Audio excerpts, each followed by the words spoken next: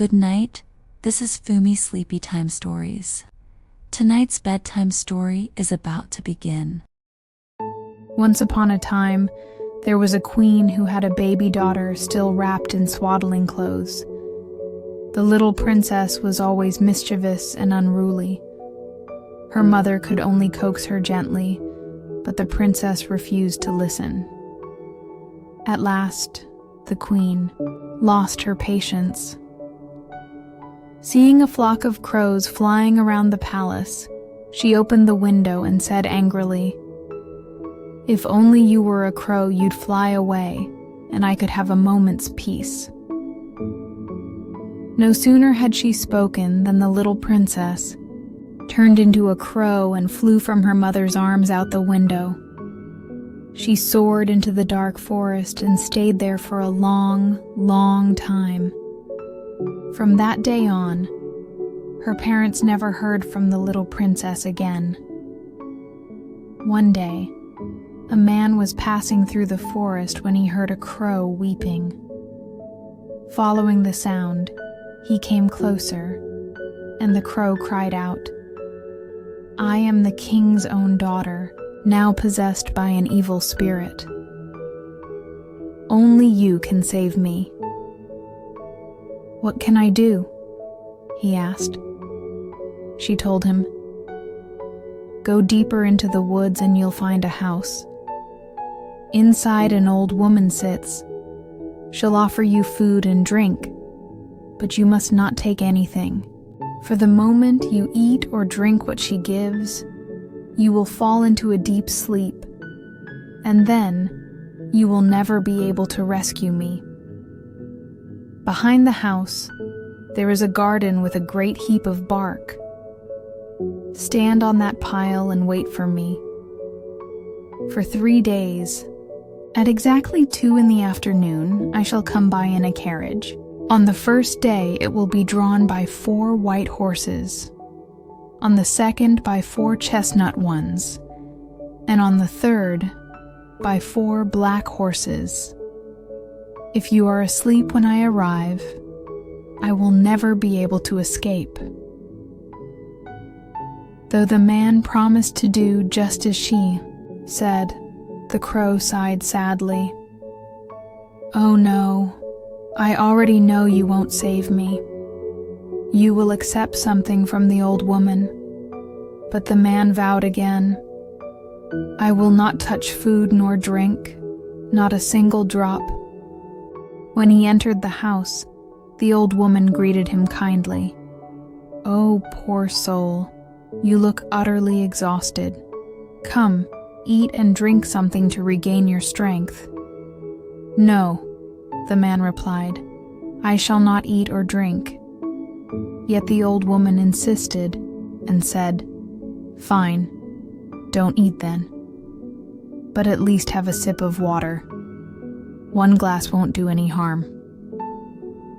In the end, he could not refuse and drank the water. Before 2 o'clock, he went into the garden and stood on the heap of bark, waiting for the crow. At once drowsiness swept over him, stronger and stronger, until he could no longer resist. He lay down, intending only to rest his eyes for a moment. But the moment he closed them, he fell fast asleep. And he slept so deeply, nothing in the my world could wake him. At exactly 2, the crow came in a carriage drawn by 4 white horses. Seeing him asleep, her heart filled with sorrow. I knew he would be sleeping. When she entered the garden, there he was, lying fast asleep on the bark heap. She stepped down from the carriage, went to his side, shook him, called to him, but he would not wake. The next day, just before noon, the old woman came again, bringing food and water. The man refused once more. She pestered and coaxed, and again he drank a glass of water. As 2 o'clock neared, he walked to the bark pile to wait. But drowsiness overwhelmed him again. His limbs grew heavy and he collapsed, sinking into a deep sleep. When the crow returned, drawn now by 4 chestnut horses, she cried in despair, "He's asleep again." She found him lying there as before, and no matter how she tried, she could not wake him. On the 3rd day, the old woman asked, "What's the matter with you? Why won't you eat or drink? Do you want to die?" "I mustn't eat or drink," the man said, "and I do not wish to die either." Still, she placed before him a dish of food and a cup of wine. The smell was too tempting. He gave in and took a hearty sip of wine. As the hour drew near, he went to the barkeep to wait. But the drowsiness was stronger than ever. He lay down and fell asleep like a stone. At 2, the crow came again, now in a carriage drawn by 4 black horses with a dark coachman. Her heart was heavy with sorrow. "I knew he'd be asleep and could not save me." She went to his side. He was sleeping soundly. She shook him and called to him, but he would not wake. In despair, she laid a loaf of bread, a piece of meat, and a bottle of wine beside him, food that would never run out, no matter how much he ate or drank. Then she took off a golden ring from her finger, engraved with her name, and placed it on his finger. At last, she left a letter by his side, saying the gifts she had left would never diminish, and that although he could never save her from this place, if he still wished to help her, he must go to the golden palace of Stronghold. She wrote, "I am certain that your power lies there." Having left everything behind, she climbed back into the carriage and rode off to the golden palace of Stronghold.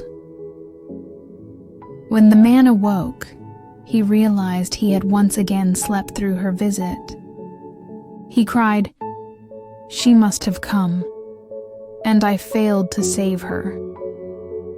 Then he noticed the food, the ring, and the letter. After reading it, he understood everything. So he stood up, ready to journey to the golden palace of Stronghold. But he did not know the way.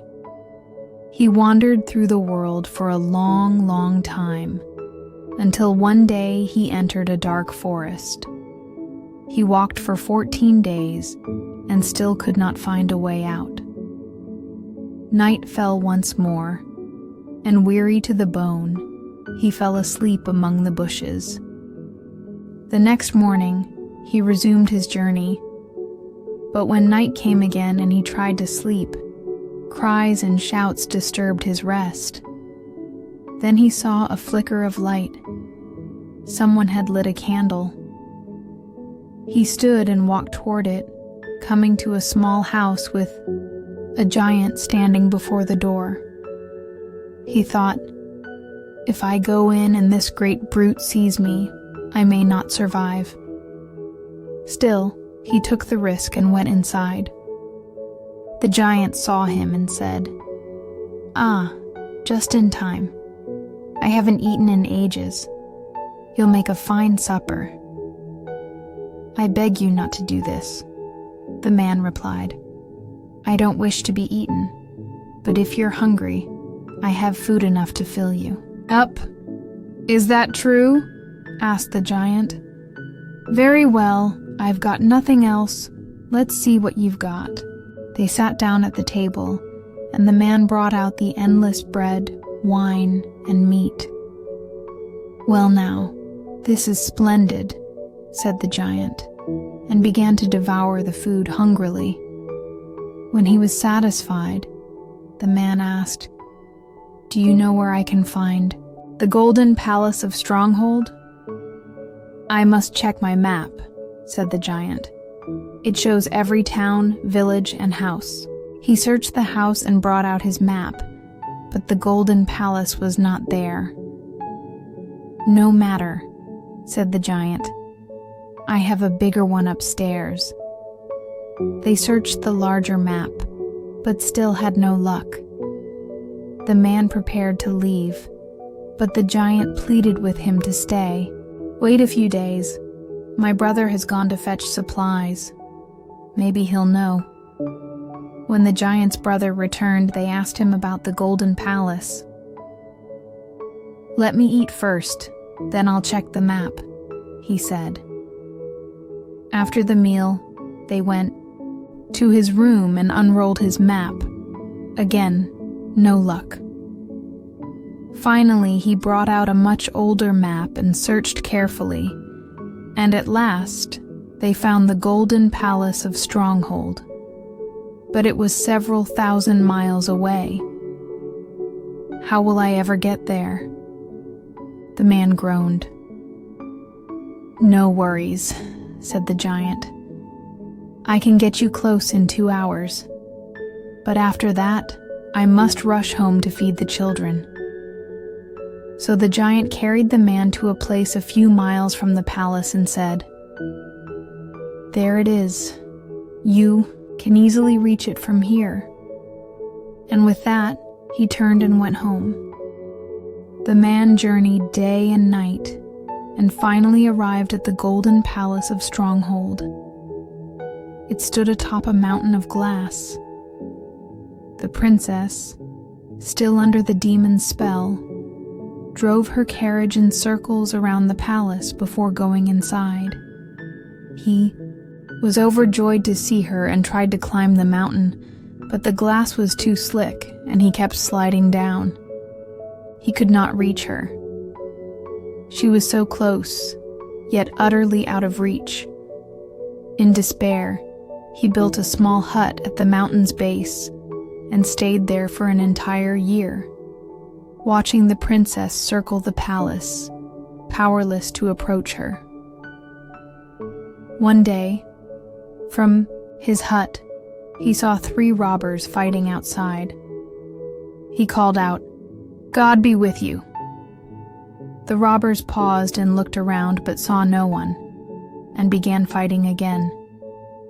He called out again, God be with you. They paused once more, but still saw no one, and resumed fighting.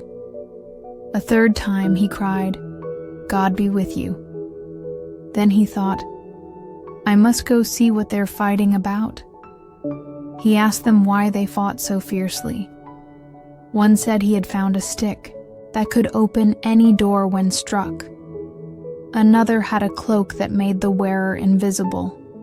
The third had a horse that could take its rider anywhere, even up a mountain of glass. Now, they could not agree whether to share the items or give them all to one person. The man said, I have no money, but something even more valuable.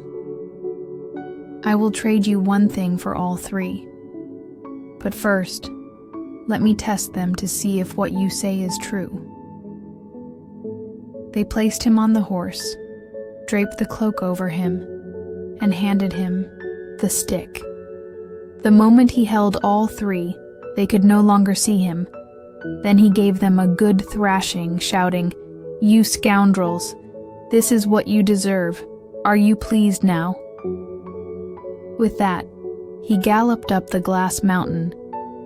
At the top, he reached the palace doors, which were locked. He tapped them with the stick, and they opened instantly. He entered, climbed the stairs, and came to a grand hall where the princess sat, a golden goblet of wine before her. But she could not see him. He still wore the cloak. He stepped up to her and removed the ring she had once given him.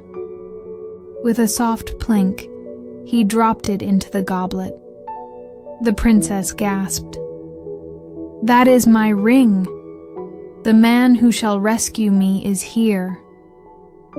She searched the entire palace but could not find him. Meanwhile, the man had slipped outside, mounted the horse, and removed the cloak. She spotted him at last and cried out in joy. He leapt down, embraced her tightly, and she kissed him, saying, "You finally saved me. Tomorrow we shall be wed."